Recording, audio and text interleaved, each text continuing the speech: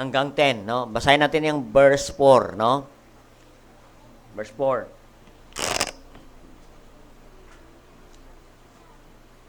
Ang sabi ng verse 4, "So shalt thou find favor and good understanding in the sight of God and man.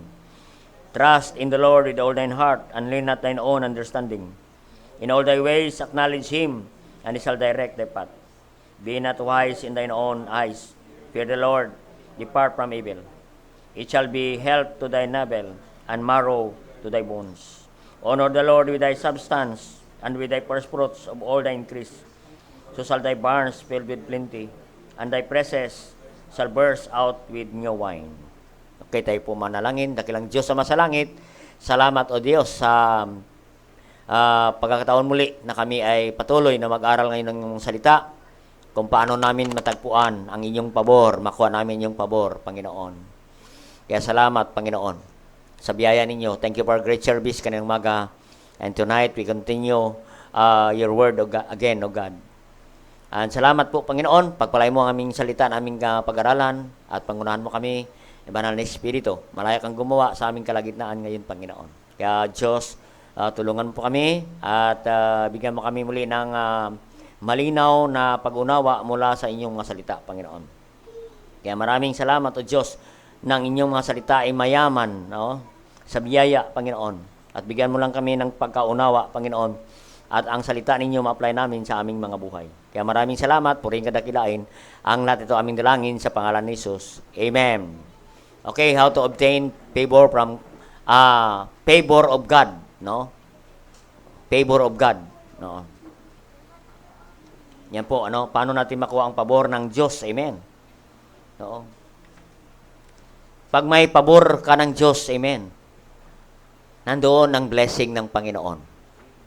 Amen? Kahit nga sa magulang eh.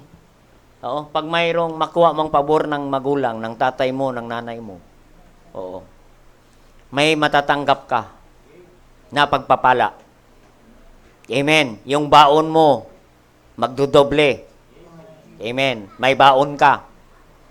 Amen. Yan ang favor ng Diyos. Amen. Kaya napag-aralan natin kung paano natin makuha ang pabor ng Diyos. Amen. No? At pabor ng tao. Amen. Kung makakuha ka ng pabor sa pastor, no? May blessing ka sa pastor. Amen. Kaya salamat sa Panginoon, no? Aralin naman, tuloy nating kanina, ang unang puntos natin, ano yon? We need to surrender your life to God for salvation. Kailangan ay makita natin yung understanding doon kanina. Mayroon tayong, ibig sabihin ng understanding, mayroon tayong personal relationship sa Panginoon. Makita natin kung baybay natin ang salita ng Diyos. Amen? Magsimula yan sa verse 1 hanggang 4. Amen? Paano natin makuha ang favor ng Panginoon? Kailangan ay ikaw maging anak ng Diyos. Maligtas ka. Napansin niyo ang chapter 3? Beginning verse 1 pa lamang, nandiyan na yan, nilaktawan natin kanina. Pero ang totoo, yan po ang dahilan kung bakit tayo makakuha ng pabor sa Diyos dahil mayroon tayong tunay na relasyon sa Panginoon. Amen. Makita natin ang point sa verse 1. My son, forget not my law. Amen. My son. It speaks of relationship to God and man. Nakuha mo na ang pabor ng Diyos pag sinabi ng Panginoon, my son. Amen. Hindi ka pwedeng tawaging my son na hindi ka naman anak. Amen. Imagine, anak ka ng Diablo, tapos tawagin ka ng Panginoon, my son. Amen. Praise God, we are the son of God. Amen. In John 1:12, but as many as receive Him, to them give He power to become sons of God. Even to them that believe on His name. Amen? Kaya hindi lahat ng tao ay anak ng Diyos. Amen? Merong anak ng Diablo, sabi ng John 8:44, ye are the father, the devil. Amen? John 8:44. Oo. Kaya akala ng tao, lahat ng tao ay ligtas. Akala ng mga tao ay, ang lahat ng tao ay pupunta sa heaven. Amen. Oo. Kaya makakita ka, merong pang nagbabati, happy birthday in heaven, na hindi naman sa heaven pumunta. Amen. Nakita natin, kapatid, ang pumunta lang sa langit ay mga ligtas. No? Na anak ng Diyos. Amen. Kaya nga sabi ni David kay Solomon, my son, forget not my law. Ang kausap dito ng Panginoon. No? Tayong mga anak ng Diyos. Amen? Oo. Si David, ang kausap niya ay si Solomon, ang kanyang anak. Kaya nga sabi niya, my son, forget not my law. Ibig sabihin, it speaks of our relationship.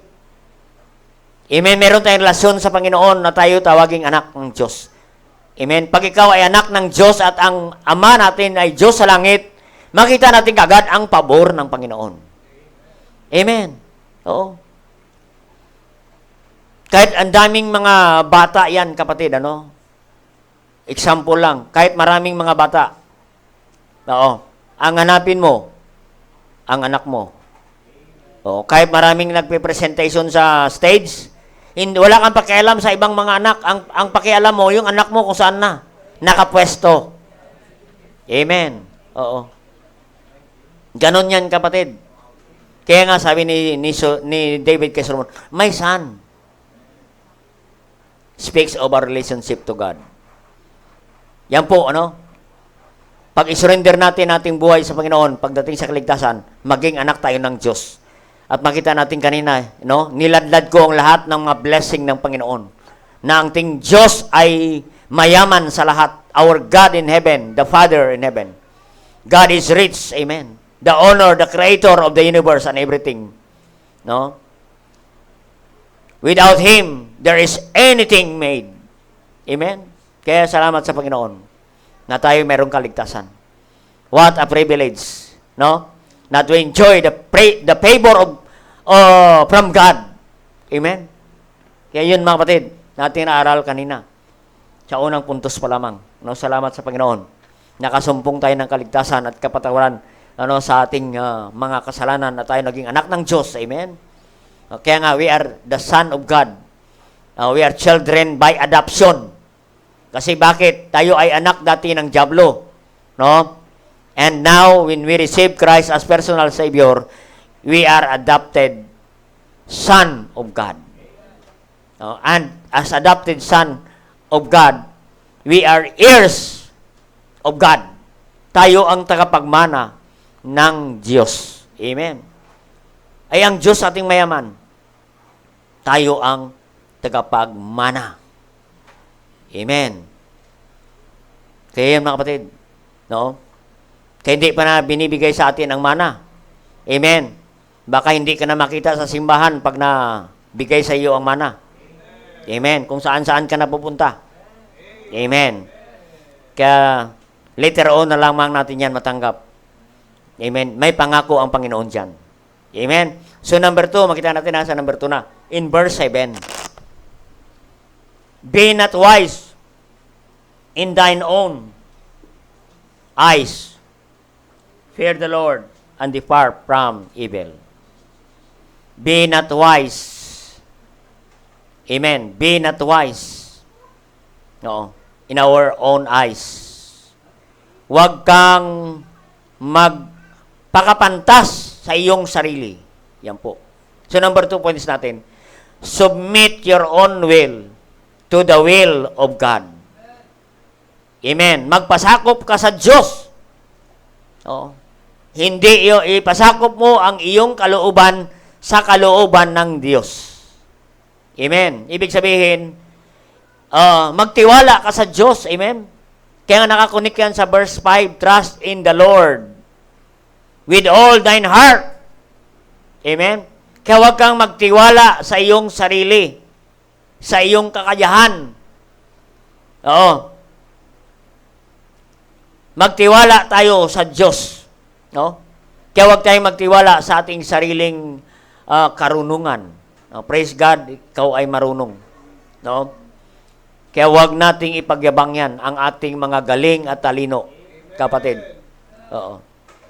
Ang Diyos pa rin ang pinakamagaling. He is all-knowing God, the omniscience God. Amen. Kaya sumunod ka lang sa kalooban ng Diyos. Para ano? Makuha natin ang pabor ng Diyos. Yan po, ano? Pangalawang puntos na dapat nating malaman para makuha mo ang pabor ng Panginoon. Sundin mo ang kalooban ng Diyos, hindi ang iyong sariling kalooban at sarili nating kagustuhan. Yan po. Don't trust in the Lord. Don't trust your own ideas. Amen. Don't trust your own abilities. Praise God. God gave us talent and abilities. Praise God for that. Amen. But don't belittle our God. Amen. Kaya ang awitin natin kanina, no? Sabi ko, awitin mo yung how great thou art. Makita natin ang kadakilaan ng Diyos. Kaya huwag nating liitin ang Diyos. Amen. Oo. Nakatulad ng pagtingin ng sanlibutan. Amen. Na hanggang ngayon, ang kanilang Diyos ay ninyo pa rin. Amen. Hindi lumalaki. Santo ninyo. Amen. Kaya huwag tayong magtiwala sa ating sariling kakayahan. Amen. Huwag ang kalooban natin ang masunod. Learn to submit to the will of God. Oo. Praise God, mayroon kang mga magaling ka magdiskarte. Pero mas magaling ang diskarte ng Diyos. Huwag nating pangunahan ang Diyos. Amen? Kasi mayroong mga kapatiran magaling magdiskarte. Yan. Mahina si pastor magdiskarte. Kung ako magdiskarte niyan, iyari yan. Mga ganyan mga diskarte. Amen? Iyon, siya ang gumawa. Iyon, sumablay. Palpak. Nasunog ang kanyang plano. Bakit? Sinunod niya ang kanyang kagalingan. Oo, hindi po tayo magaling hindi tayo magaling mga kapatid. Oo, ang ating kagalingan sablayan sa Diyos. Pag hindi ang kalooban ng Panginoon. Kaya the safest place in this world, if you are in the center of God's will, isentro mo sa buhay mo ang kalooban ng Diyos. Yun lagi nakasentro. Kumbaga mga kapatid, our goal ay ibubulsay natin ang kalooban ng Panginoon. Isushoot natin ating sarili. Doon, pumasok ka sa kalooban ng Panginoon. Amen. Yan po ang kailangan natin. Para ano? Para makuha natin ang ating mga pabor ng ating Diyos. Amen. So, kasi pag sarili natin sundin, wala. Pag hindi natin kasama ang Diyos, wala. So, sablay. Sunog ang plano. Tanda natin, God knows what is best for you. What we do is to obey His will. Trust Him with all thine heart. Ibig sabihin, trust Him completely. Without any reservation. Amen? Trust God in every choice, in every decision you make. We need to trust God. Amen? Kaya sabi ng salita ng Diyos, sabi ng verse 7, be not wise in thine own eyes. Huwag kang magpakita na mas magaling ka pa kaysa Diyos. May mga taong ganun Amen? Oo. Kahit saan mo dalhin, parang siya ang magaling. Amen? Alam niya ang lahat. Amen? Be not wise, sabi ng Biblia. Bring your decision to God in prayer. Amen. Dalhin mo yan sa Panginoon. Isangguni mo sa Diyos. Amen. Iyong mga plano. Kaya nga mga kapatid, no? Paano mo malaman ang kalooban ng Diyos? Amen. Knowing God's will. Paano? Sa ating mga desisyon at plano sa buhay. Amen. Praise God. We have the Word of God. Use the Bible as your guide. And then, follow God's leading. Yan. Buksan mo ang Biblia. At kung saan ka ililid. Kaya nga sabi yan, and lend not thine own understanding. In all thy ways, acknowledge Him. And He shall direct thy path. Amen. Acknowledge Him. Isangguni mo sa Diyos. Amen. And you will find God's favor. Sundin mo. Katulad kanina ng binasa natin sa Isaiah chapter 1 verse 19, 18 and 19, no? Kasama yan kanina sa ating text. Ano? Sabi niya sa Isaiah chapter 1 verse 19. If ye be willing, verse 19, if ye be willing, yan po, willing and obedient. Pagsundin natin ang kalooban ng Diyos. Yan po ang verse 19. Yan ang summary. Sundin mo lang. Magpasakop ka sa kalooban ng Diyos at sundin mo ang nais ng Diyos mangaray sa buhay mo. Ang sabi niya, ye shall eat the good of the land. Amen. Ano yun, kapatid? Oh. Blessing. Eat the good of the land. Blessing. Yan ang, the word eat means blessing. Pagpalain ka ng Panginoon. Amen? Di ba sa mga business, kaon na. Kain ng business, kaon ng business. Ibig sabihin, kumita ang business. Amen? Kumita. Pagpalain ng Diyos ang plano mo, palain ng Diyos ang iyong negosyo. Oo. Pag isangguni mo sa Diyos at sundin ang kanyang kalooban, allow God to lead you. Amen. Kaya mga man, yan ang kalooban ng Panginoon. If ye be willing and obedient. Amen. Obedient. Yan po ang sabi ng salita ng Diyos, kanina. And obedient. Willing and obedient. Yan ang dalawang yan. Yan ang requirements ng Diyos para makuha natin ang pabor ng Panginoon. You are willing to obey God's will. Oo. Nandoon ang pagpapala ng Panginoon. Yan po, obedient. Amen. Obedient. Sundin mo lang. No? Kaya nga sabi niya sa verse 1 in chapter 3 verse 1, keep my commandments. Amen. Obey my commandments. Amen. Kaya obey. Obey all you know to be God's will. Apply what you have heard in preaching. Yan. Oh. Obey all you know.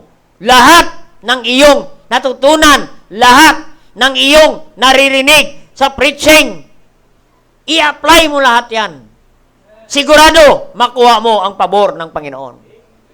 Amen. Kaya nga, may iba't ibang mga programa ang ating simbahan, kapatid. Mayroon tayong devotion every morning. Mayroon tayong Sabbath school. Mayroon tayong Bible study. Oh. Marami na tayong naririnig na mga lesson from the Word of God. What we are going to do is obey His will. Sundin natin yan. Lahat ng ating napakinggan, kapatid, sundin natin yan. I-apply lang natin yan. And we obtain favor of God. Amen. Makuha natin ang pabor ng Panginoon.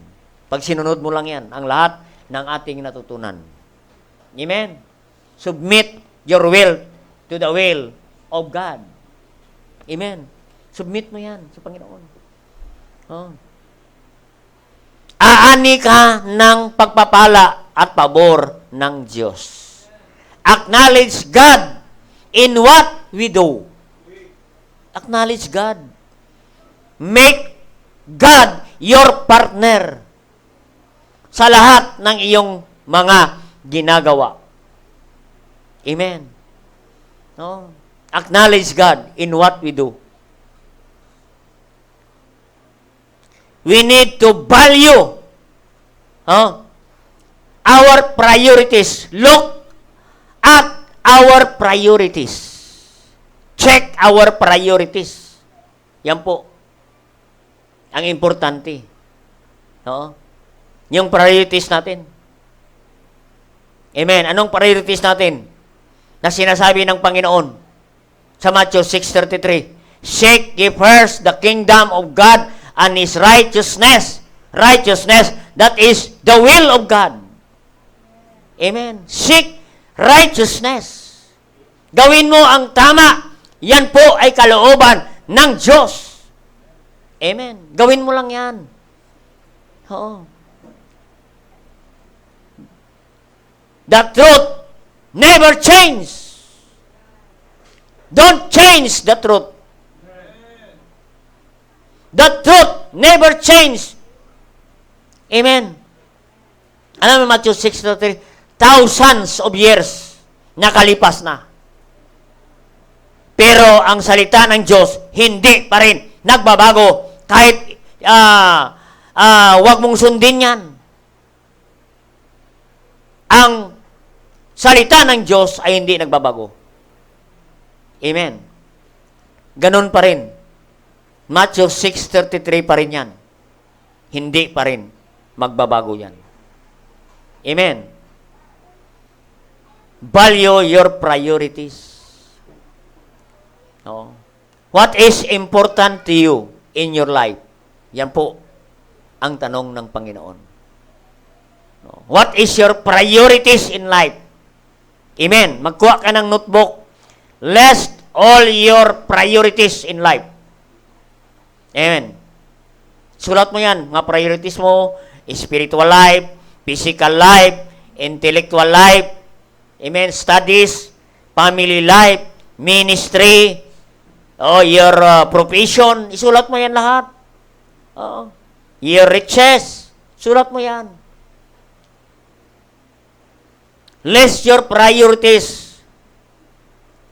And the question tonight, where is God in your priorities? Saan ang Diyos dyan? Sabi ng salita niya, acknowledge Him. Kasama ba ang Diyos dyan sa iyong priority? Amen? Oo. Kasama ba ang Diyos dyan? So the Bible principle never change. Amen? When priority is concerned. Amen? Anong priority natin? God first. Yan po. No? Seek first the kingdom of God. Amen? Trust in the Lord. Ibig sabihin, God will direct your will to the will of God. Amen? Oh. He shall direct thy path. Amen? Saan yan? The path of the favor of God. Doon ka dadalhin sa pabor ng Diyos. Dito sa sanlibutan, dalawa po ang path, daan. Dalawa ang pagpilian natin dito sa lupang ito. Makita natin, laging dalawa yan. The path of the wicked and the path of wisdom. Amen? Yan po palagi. The path of evil and the path of blessing. Yan. Dalawa. Saan tayo dyan, kapatid? Para malid tayo ng Diyos doon sa tamang daan ay kailangan submit to the will of God.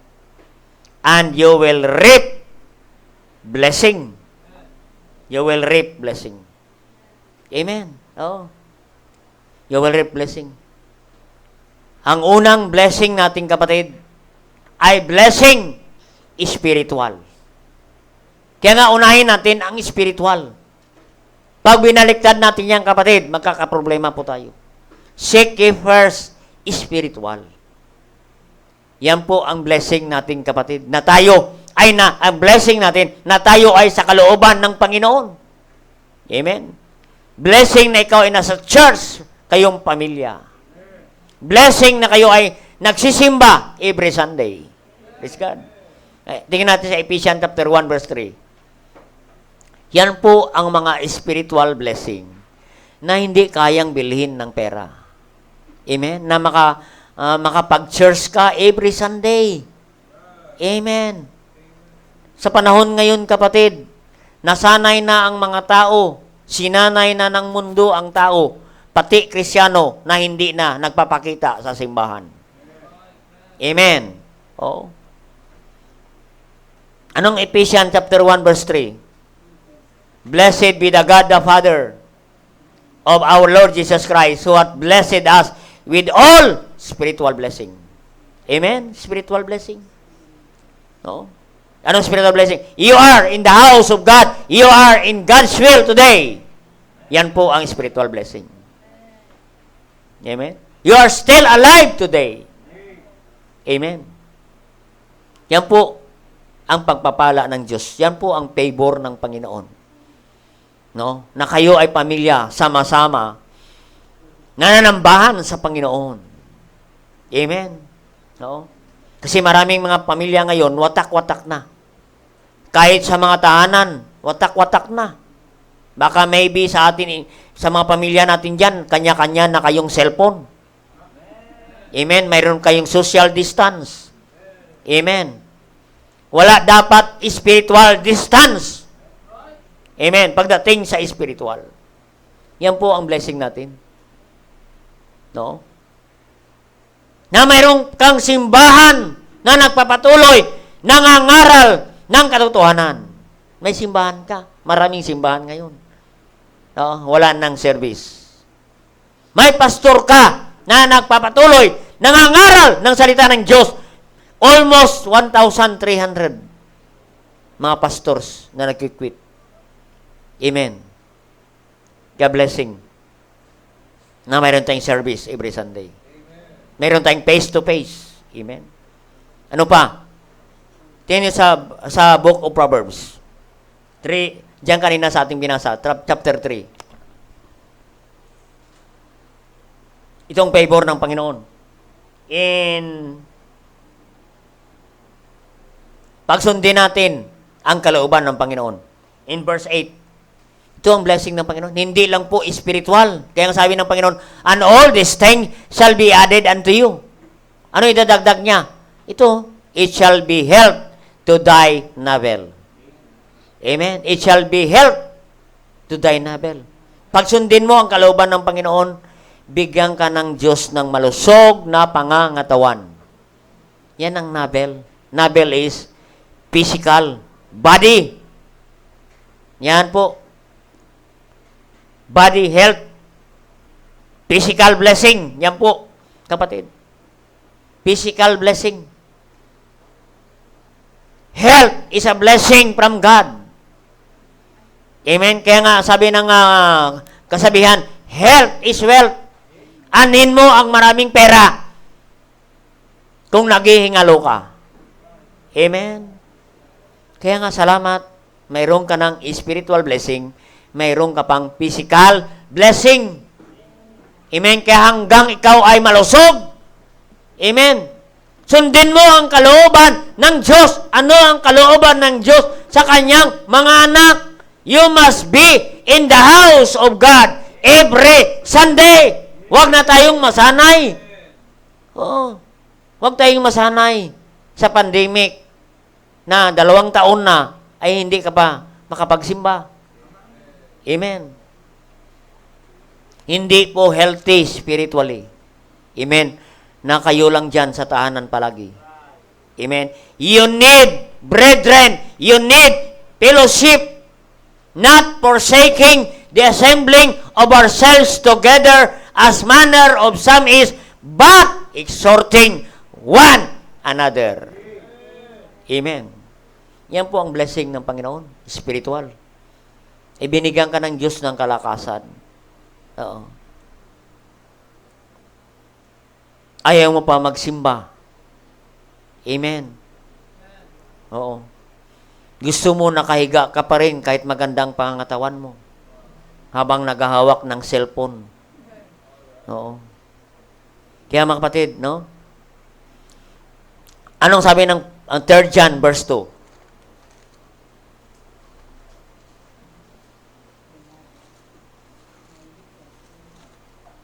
3 John verse 2. Nasaan na?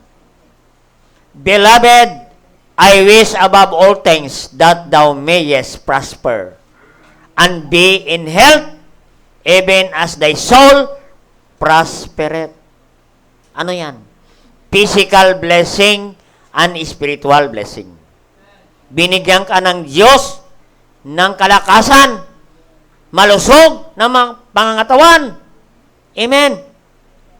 It is God's will for you to worship God in the church. Amen. Yan po, blessed physically, both spiritually. Amen. Yan po. Oh. Makita natin ang blessing ng Panginoon.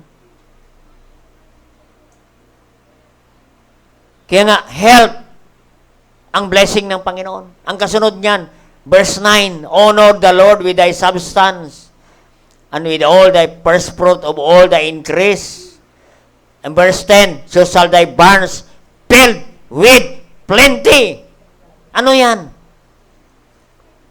Health, wealth, blessing. Hindi ka pinabayaan ng Diyos araw-araw. Ang Diyos nagsusupply ng iyong pangangailangan.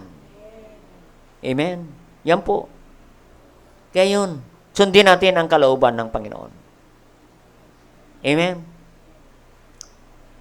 Magtanim ka. Doon ka sa kalooban ng Panginoon. No? Christian life is sowing and reaping. Amen. Oh, sowing and reaping. Amen. Oh, pag sinunod mo ang kalooban ng Diyos, mag-aani ka ng pagpapala. Pag lumihis ka sa kalooban ng Diyos, aani ka rin. Yan po. Delikado ang anihin mo. Amen. Kaya nga sabi na, buksan natin sa Galatians chapter 6 verse 7. No? What you sow, you reap. Galatians 6 verse 7.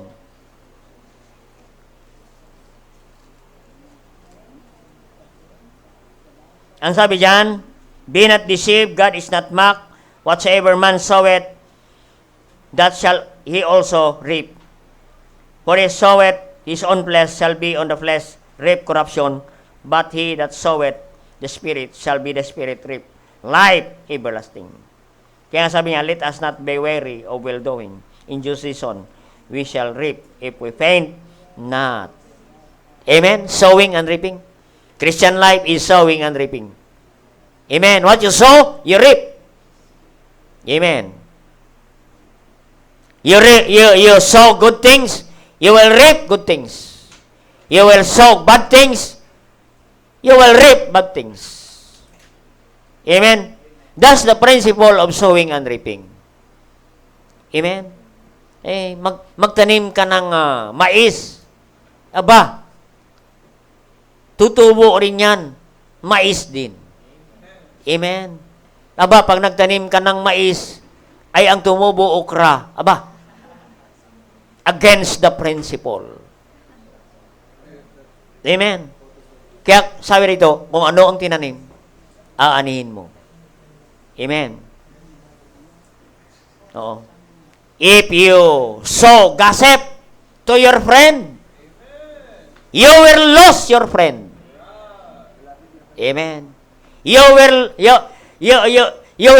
lose trust. Yan po. Amen. Kaya nga sabi rito ng salitang Diyos, verse 8, He said that soweth to his flesh, shall of the flesh reap corruption. Amen. Pag tayo ay hasik ng flesh, sundin natin ito ang ating kalooban. Sundin natin ang flesh na ito. Kasi ang gusto ng flesh na ito, gusto nito ay alak.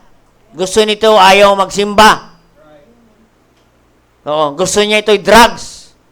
Ito ang gusto ng flesh. Ano ang anihin? You will reap corruption. Masira ang buhay mo. Reap corruption. You will reap the crops of sorrow. You will harvest sorrows in your life and miserable life. Amen? But if you sow things that please God, amen, magtanim ka ng kabutihan na nakakalugod sa Diyos. Sow it the Spirit, and so the Spirit reap life everlasting. Amen. Amen. You will reap joy and everlasting life. Makaranas ka ng masayang buhay pag ikaw ay nasa kalooban ng Panginoon. And the question tonight, what kind of seed you are going to sow in your life? Amen. Submit to the will of God. Amen. And you will reap the favor of God. Amen. Yan po. Nakita natin?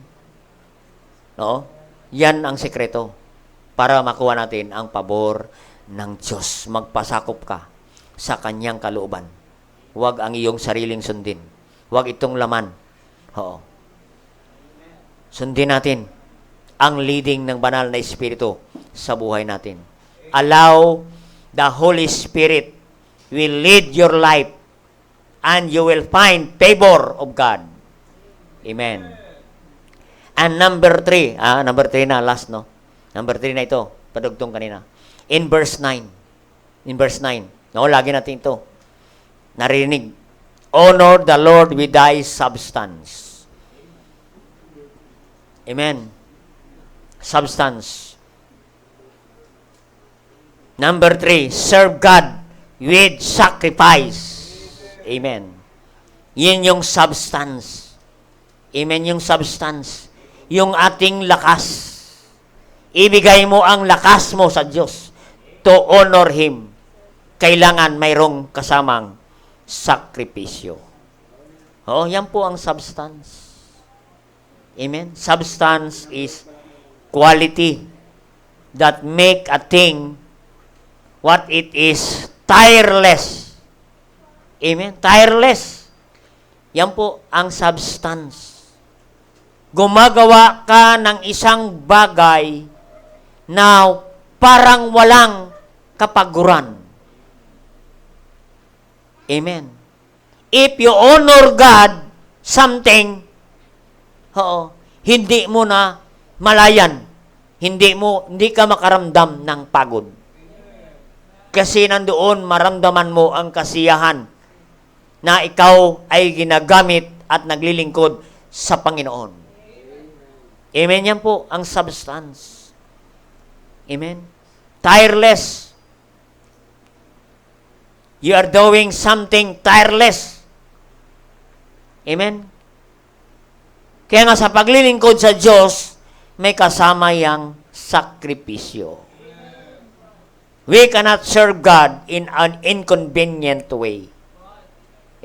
Kasi narito ka lang, kasi marami kang mga panahon, wala kang ginagawa sa bahay, walang mga magandang palabas ngayong oras na ito, makapasimba nga. Amen. Ginagawa nating palipas ang oras, ang simba. That is not sacrifice. Amen. Oh, meron nga doon isang matanda, saniba siha, kwento ng isang pastor. Oo, matanda. Oo, 2 oras. Lakarin niya mula sa kanyang bahay. Lakad. 1 oras patungo doon sa church. 3 hours ang biyahe niya. Para makarating doon sa church. 3 hours. Amen. That's sacrifice. Amen. Kasi maraming kapatid, hindi makasimba dahil walang jeep. Amen. Subukan mo maglakad. Yan ang sacrifice. Amen. Naglakad ang Panginoon patungo sa krus ng Kalbaryo para ikaw maligtas, tapos hindi tayo makasimba kung walang sasakyan. We are serving God in convenient way. That is not sacrifice. Amen? Oo. Tayo, ang sabi rito, honor the Lord with thy substance. Na naglilingkod ka sa Diyos na parang walang kapaguran. Tireless. Amen? Service. Yan po ang sacrifice. Oo. Kasi totoo naman kapatid, pag ikaw ay naglingkod, mapapagod ka. The most tiring job is doing the ministry. Amen? Makausap mo lang yung tao. Talking to God is tiring job. Kausapin mo lang yung tao. Pag-uwi mo, para ka ng lupaypay. Oo. Si brother lang kinausap ko kanina. Oo. Nagkwentuhan na kaming dalawa. Pagdating, bagsak ka na. Nakapagod, kapatid. Oo. Nag-i-exert ka ng energy. Ano ba sa pag-preach? If you preach 1 hour, it is equivalent to 8 hours labor. Pag nag-preach ang pastor ng 1 hour, 8 oras yan na siya nagtatrabaho sa construction na nagle-labor. Ganon. Amen. Oo.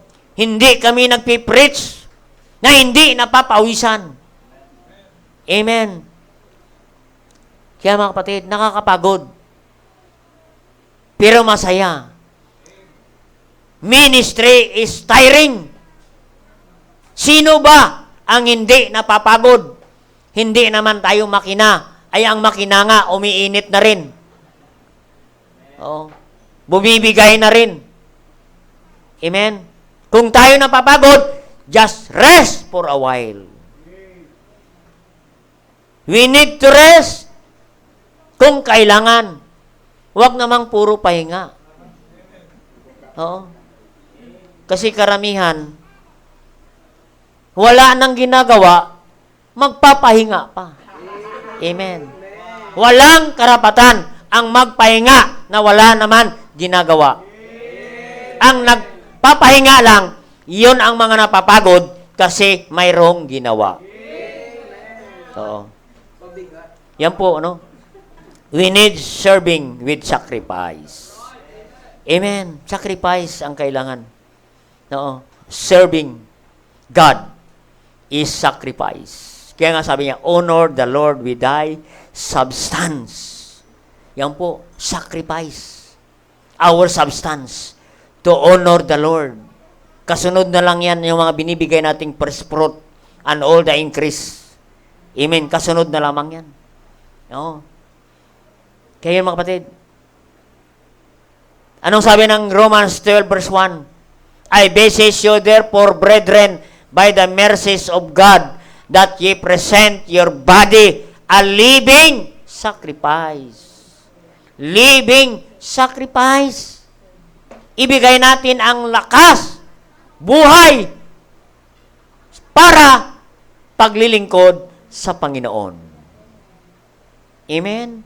Ay maraming mga tao, maging mga kapatid, kunting serbisyo lang. Oo. Pagod na. Amen. Oh, ang sabi niya, present your body. Ibig sabihin, give yourself first to the Lord. Present your body. Ibigay mo sa Panginoon. Una, yung ating sarili. Amen.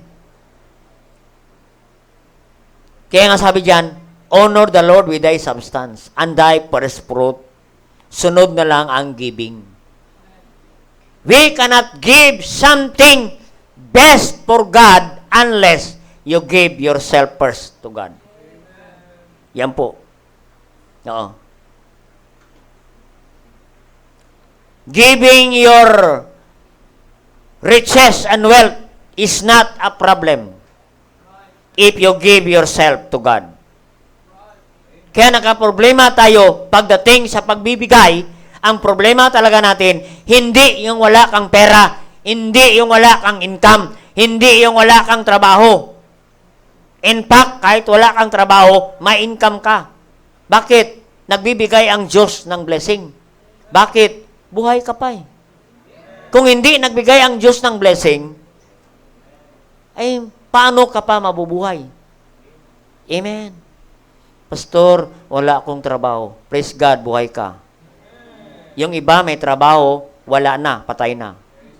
Oo. Amen. Pastor, 20 pesos lang ang aking income, araw-araw. Praise God, nabubuhay ka sa 20 pesos isang araw. Yung iba, 100 pesos, kulang pa. Oo. Ikaw, 20 pesos, nabubuhay ka, praise God. Ang galing ng Diyos. Ang galing mo. Amen. Magaling ka mag-budget. Nabubuhay ka sa 20 pesos. Oo. Ang matindi niya, kung isang linggo, 20 pesos ang income mo. At buhay ka pa rin, 2 taon na pandemic. Walang trabaho. Amen. Kaya mga kapatid, sacrifice ang kailangan. Kasi kung walang sacrifice, ang tawag yan, self-service life. Ang sarili mo lang, sinisilbihan mo. Amen. Kaya dapat, mga kapatid, dapat unahin natin ang Diyos. Mayroong paglingkuran natin na mayroong sakripisyo. Honor the Lord with thy substance and thy first fruit. Amen.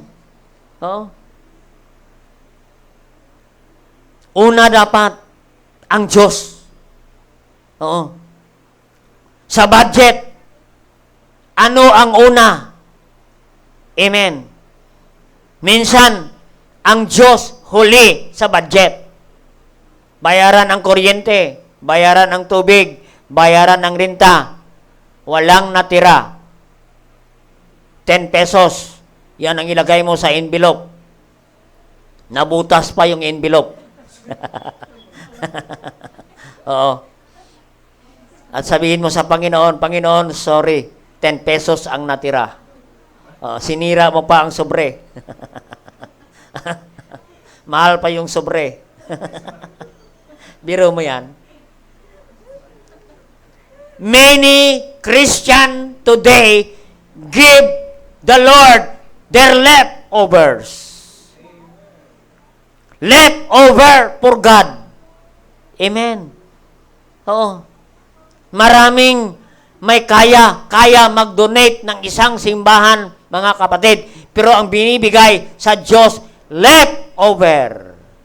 Salamat sa mga kapatid na matapat sa pagbibigay sa ating building project. Amen. Kaya salamat sa Panginoon sa inyong mga sakripisyo. Amen. Kasi marami binibigay mga tira-tira lang. Tira-tirang kalakasan, substance, leftover strength.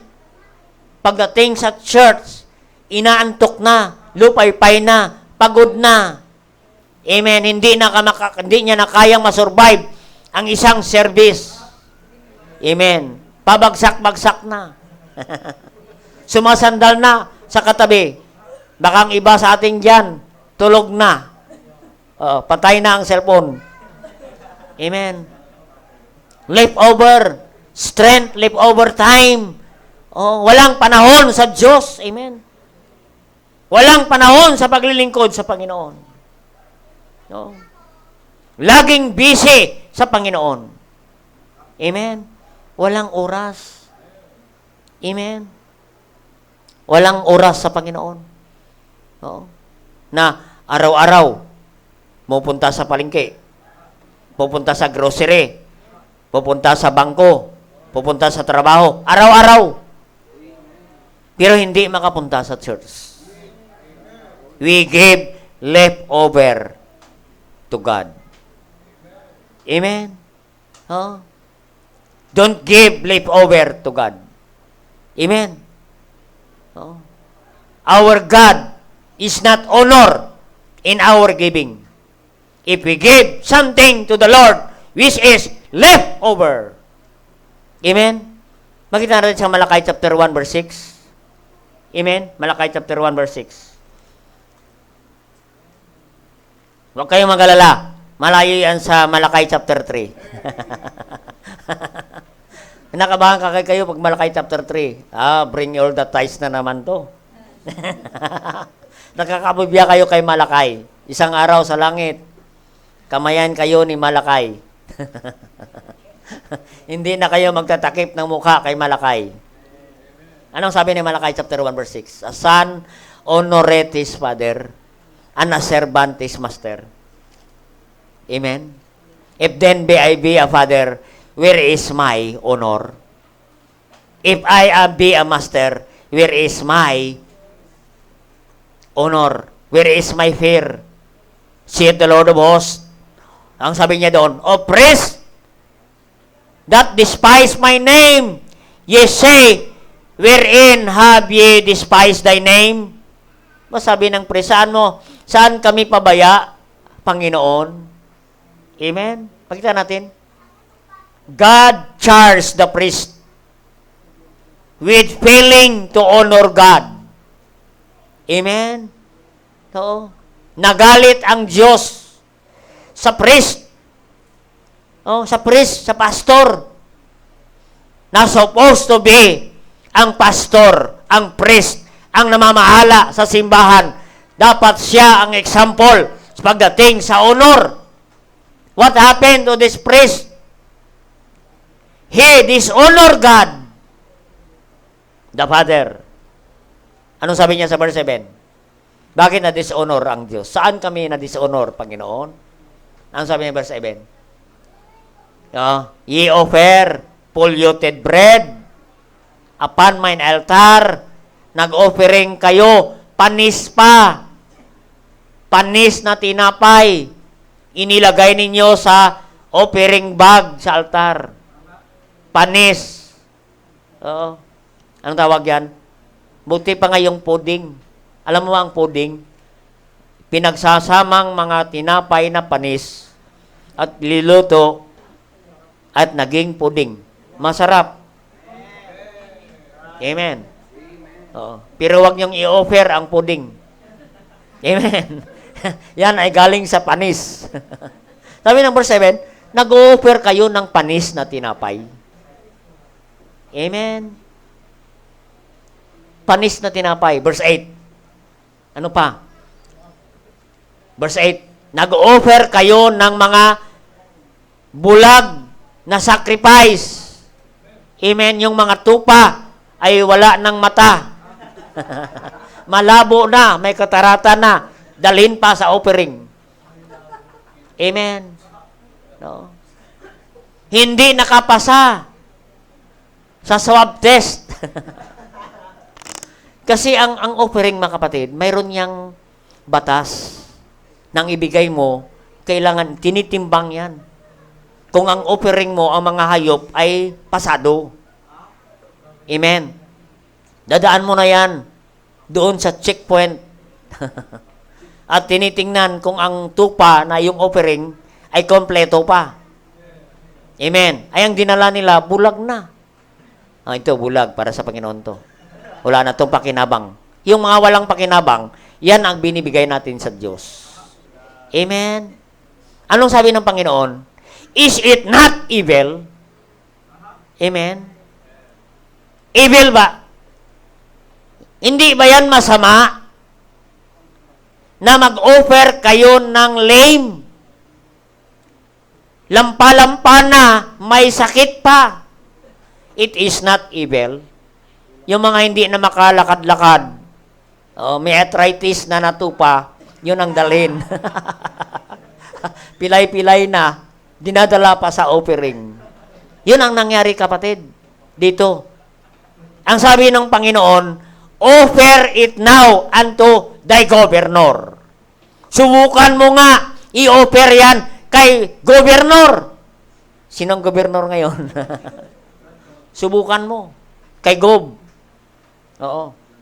Kung hindi ang balos ni Bog sa atin yan. Ni Gob. Sabi niya, will he pleased with thee or accept thy person, saith the Lord of hosts. Ibigay mo yan kung tanggapin niya o matutuwa siya. Amen. Kaya makita natin. Kaya nga sabi niya, where is my honor? Naghahanap ang Diyos kung saan ang ating paggalang sa Diyos. Sa ating pag-honor, sa paglilingkod, at sa ating mga sacrifice. Amen. Yan po. Ay sabi niya, kung hindi matutuwa ang gobernador, lalo na ang Diyos. Amen. Dapat pag tayong magbigay sa Panginoon, isipin natin, matutuwa agad ang Diyos sa ating mga in-offering.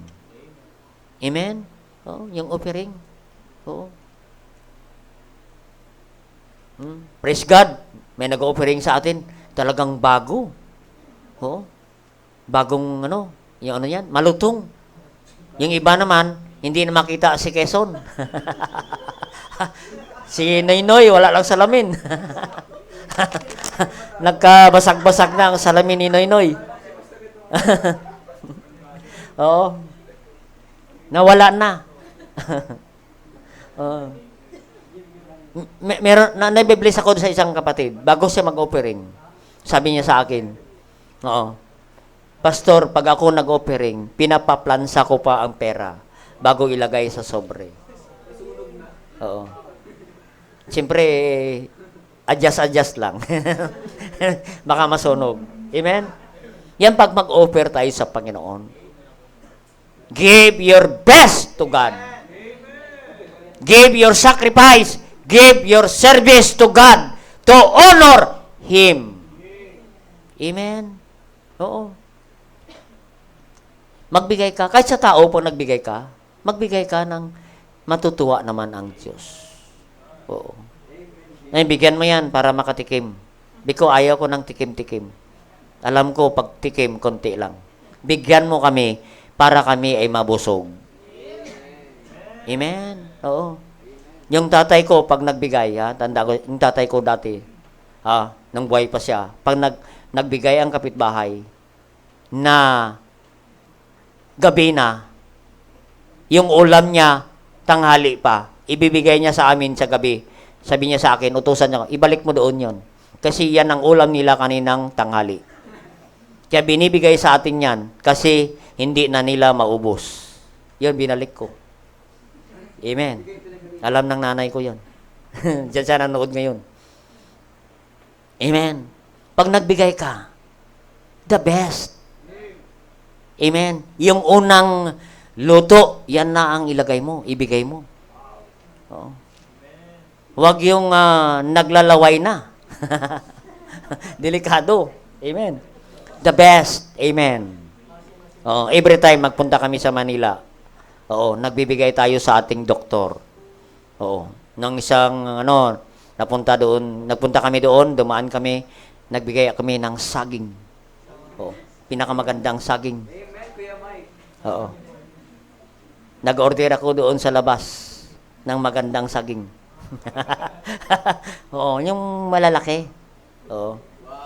Sunod, nagdala man ako ng pakwan. Oo. Ang huli, nagdala ako ng pakwan na malaki. Diba? Sabi niya kay JB, ang laki naman ng pakwan na ito. Oo. Ang laki. Natutuwa yung doktor. Amen. Oo. One time, nagpadala ako ng itlog. Itlog. Malaking itlog. Grabing tuwa ng doktor. Oo. Saan galing itlog ito? Ang laki. Sabi ko, yan ay negosyo ni brother. Ang laki ng itlog ni brother. Grabe. Natutuwa yung doktor. Amen. Kasi the best. Malaki.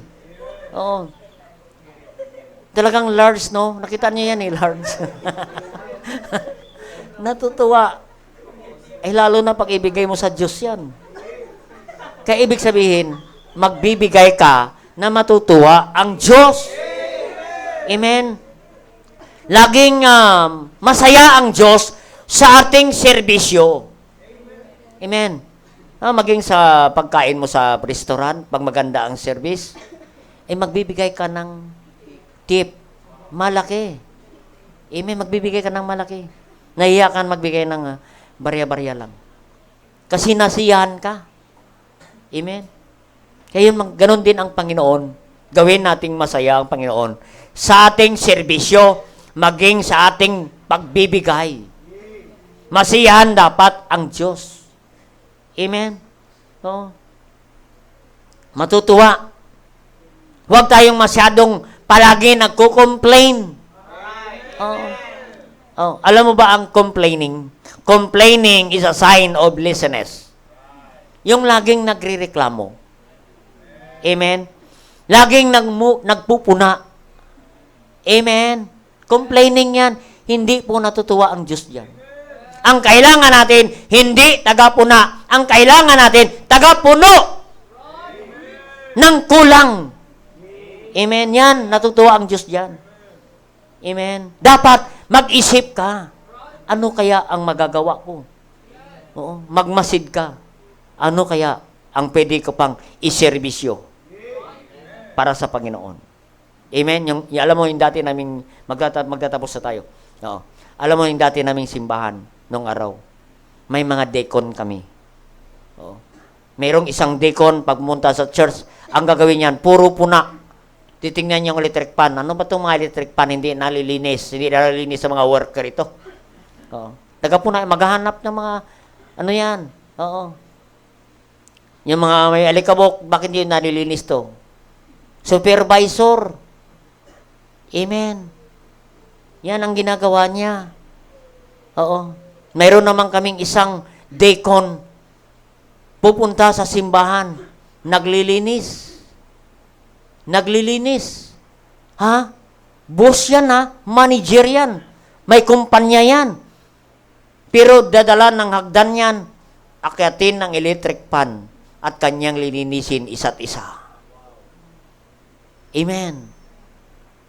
Masaya siya. Amo yan. Marami yang tauhan. Mga kapatid. Pero, masaya siya na maglinis ng electric pan. Dahil, ginagawa niya yan na mayroong sakripisyo. Sabi ko, sir, bakit hindi ka magdala ng assistant, mga tao mo, o siya na lang maglinis? Ay, hindi. Ako dapat. Masaya ako sa aking ginagawa. Dapat ganon, kapatid. Masaya tayo sa ating ginagawa. Kasi hindi ka makaramdam ng pagod. Amen? Kaya dapat ganon. No. We are not complaining. We are not competing in serving the Lord. We are completing. Be a complement. Amen? Yung tagapuno ka ng mga kulang. Amen? Napakagandang attitude. Yan ang service with sacrifice. Amen? giving with sacrifice. Amen. Yan po.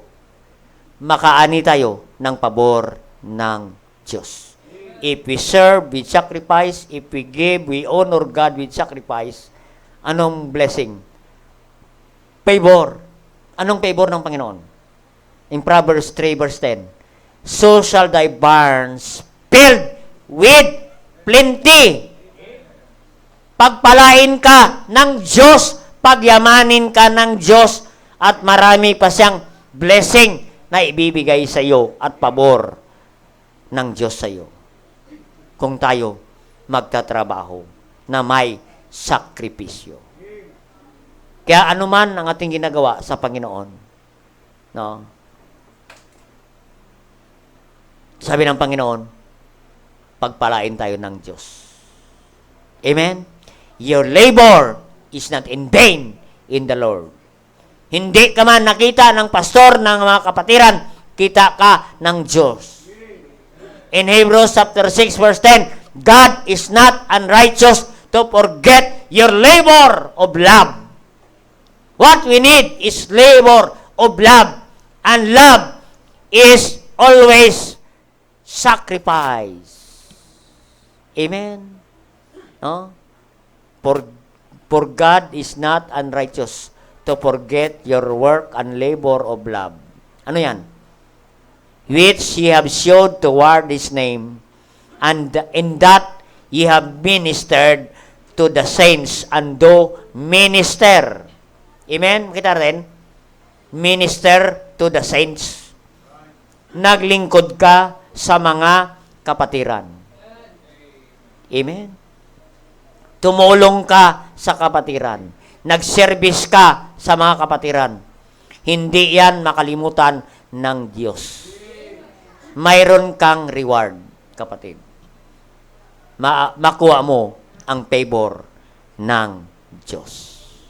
Amen? That's the message of God. How to obtain the favor of God. Number 1, kanina, surrender your life to God for salvation. Number 2, submit your own will to the will of God. And number 3, serve God with sacrifice. Oo. Makuha natin ang pabor ng Diyos sa buhay natin. Tayo po ay mag-pray na. Dakilang Diyos, thank you God for your great message tonight.